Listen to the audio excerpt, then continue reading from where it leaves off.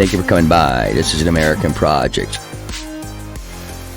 Please be sure and like the video for us and consider subscribing so we can reach our goal of 2,500 subscribers. Let's get started. Jordan threatens Fani Willis with contempt over a subpoena on federal grants.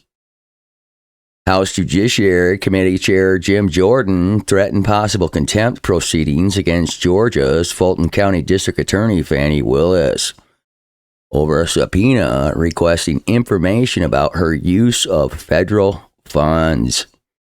Willis's office has already sent information in response to the February subpoena, but the GOP leader complains she failed to turn over documents related to allegations from a now terminated employee who flagged another former employee's desire to misuse federal grant money. We appreciate that you have produced a narrow set of documents in response to the subpoena, but your compliance with the subpoena to date is deficient, said Jordan.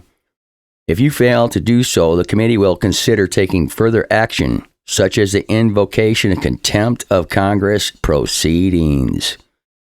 The allegations center on a former employee to Willis who said the district attorney fired her shortly after she raised concerns about how a Willis campaign aide turned county employee hoped to use federal grants for items outside the scope of a youth violence and gang prevention program. It's not clear that the federal funds in question were ultimately spent inappropriately. In a recording of the whistleblower's conversation with Willis, the district attorney does not dispute that the other employee's desires to spend grant money on laptops and swag would be inappropriate. Willis denied any wrongdoing when a subpoena was first issued in February. These false allegations are included in baseless litigation filed by a holdover employee from the previous administration who was terminated for cause. The courts that have ruled found no merit in these claims. We expect the same result in any pending litigation. Any examination of the records of our grant programs will find that they are highly effective and conducted in cooperation with the Department of Justice and in compliance with all Department of Justice requirements, Willis said in her statement. Now, Ms. Willis has been ongoing with these allegations for quite a while. I have a complete playlist if you'd like to get up to speed on her entire story.